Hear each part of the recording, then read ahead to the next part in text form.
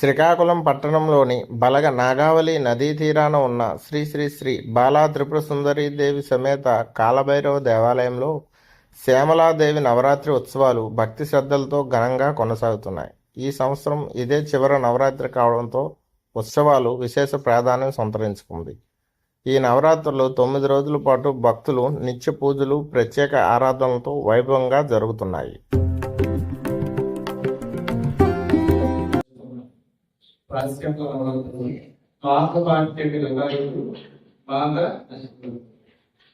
అంటే మన సనాతన ధర్మంలో ఒక విధంగా ఉంది.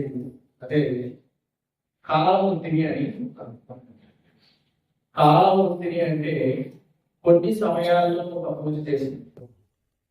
అంటే ఒక మాస శివరాత్రి నాడు మన శివుడికి అభిషేకం చేస్తే ఆ శివరాత్రి నాడు వచ్చే ఫలితము చాలా ఎక్కువగా ఉంటుంది. తెలిసి చేసినా తెలిసి చేస్తే ఇంకా మంచిది. ఆ పర్వదినం యొక్క విశిష్టత తెలుసుకొని చేస్తే ఇంకా మంచిది. తెలియకుండా చేసినా సరే దాని ఫలితం. అలాగే నవరాత్రి అది లలితాదేవి నవరాత్రులు అవ్వచ్చు, దుర్గాదేవి నవరాత్రులు కావచ్చు, శ్యామల నారాయణ ఏ దేవతలైనా సరే ఒక్కొక్క దేవతకి ఒక్కొక్క పర్వదినం. ఏకాదశి ఇలా మనం చూసుకున్నట్లయితే ఒక ప్రత్యేకమైన పర్వదినాల్లో మనం పూజ చేస్తున్నప్పుడు ఆ పూజ ఒక విశిష్టత విశేషంగా పనిచేస్తుంది. మన ఈ పూజని విశేషంగా పనిచేసే సమయానికి కాలం సమయం.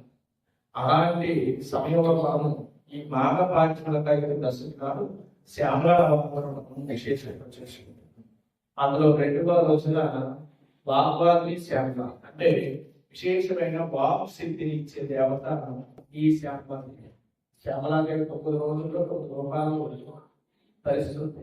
అంటే ఇవి గుప్త నవరాత్రులుగా చెప్పబడుతున్నాయి కాబట్టి ఈ గుప్త నవరాత్రుల యొక్క విశిష్టత చాలా వరకు ఎవరికి శాస్త్రంలో ఇలా అని చెప్పలేదు. కానీ శాస్త్రం యొక్క ప్రమాణంగా గుప్త నవరాత్రులు ఎంత చెప్పారో అందులో నిగూఢమైన రహస్యం, శక్తి సామర్థ్యాలు ఉన్నాయి.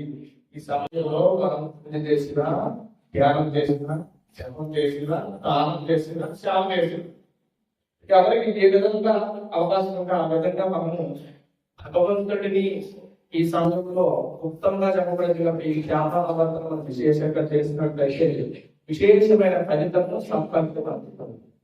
అంటే రాజశ్యామల నవరాత్రులకు వచ్చేసాడు కదా, అమ్మవారి యొక్క విశేషమైన స్వరూపాన్ని చూసేసాడు.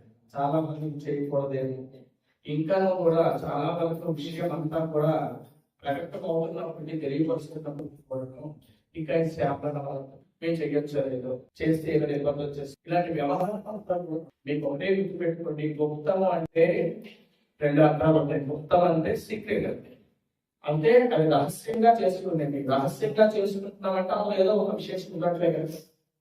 రహస్యంగా జరుగుతున్న నవరాత్రి ఏదో విశేషం. ఆ విశేషము ఏదో రకంగా మనం పెద్ద పెద్ద యోగులుగా చేయలేకపోవచ్చు, గురువులా చేయలేకపోవచ్చు, ప్రారంభంగా సరిగ్గా ఉపాసన చేయలేకపోవచ్చు. కానీ మన ఇంట్లో మన గృహంలో మనకు